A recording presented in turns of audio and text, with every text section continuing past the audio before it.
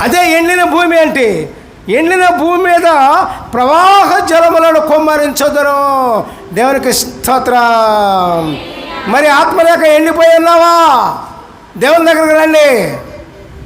ప్రవాహ జలములుగా దేవుని ఆత్మను మీ మీద కుమ్మరించడానికి సిద్ధంగా ఉన్నాడు దేవుడు. దేవునికి స్తోత్రం. హల్లెలూయా. Praise the lord.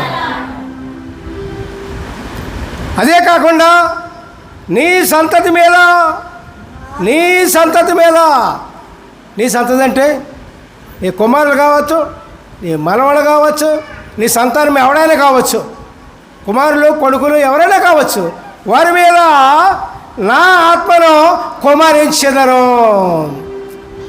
ముందు నువ్వు ఆత్మ తీసుకుంటేనే కానీ నీ బిడ్డలకు ఆత్మ రాదండి. నీలో ఆత్మ రాకపోతే నీ బిడ్డలకు ఏమొస్తుంది ఆత్మ? నీకు ఆత్మ లేదు, నీ బిడ్డలకే ఆత్మ లేదు. దొందు అని రెండే. ముందు నీవు ఆత్మ కోసం పోకలాడాలి. ప్రభువా, నేను ఎండిపోయానయ్యా, ఆత్మ లేక కృంగిపోతున్నాడయ్యా, ఆత్మ లేక కృషించిపోతున్నాడయ్యా, నీ ఆత్మను తెచ్చాయ్యా. దేవుని దగ్గరికి వచ్చి అడిగినప్పుడు పిల్లరా దేవుడు నీకు ఆత్మ ఇస్తాడు. అప్పుడు నీ బిడ్డలకు ఆత్మ వస్తుంది.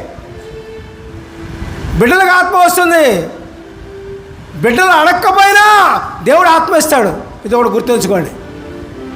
దేవుడు బిడ్డలు అడగక్కర్లా. మీరు ఆత్మను పొంది ఉన్నట్లయితే, దేవుని ఆత్మను పొంది ఉన్నట్లయితే మీ బిడ్డలు నాకు ఆత్మ ప్రభు అని అడగక్కర్లాళ్ళు ఆటోమేటిక్గా దేవుడు ఇస్తాడు. దేవునికి స్తోత్రం. హల్లెలూయా. Praise the Lord. కాబట్టి ముందు మీరు ఏం చేయాలి? పెద్దవాళ్ళు మీరేం చేయాలి? ఆత్మను కోరుకోవాలి. మీరు ఎండిన భూమి అయి ఉన్నారేమో, ఆత్మ లేక బాధపడుతున్నారేమో, ఆత్మ లేక నశించిపోయి ఉన్నారేమో, మీరు దేవుని ఆత్మను కోరుకోండి.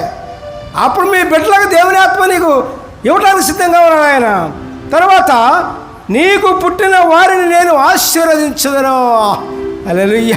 Praise the Lord. అబ్బా, ఏం చెప్పారండి దేవుడు.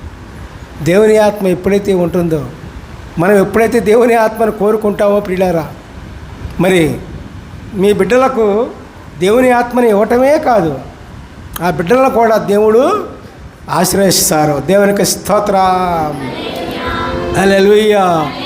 Praise the Lord. దేవుడు అబ్రాహాముతో మాట్లాడాడు. అబ్రాహాము సంతానం ఎన్నుకోవాలా? అబ్రాహాముకు ఒక దేశం ఇచ్చి పారేసాడు అంతే.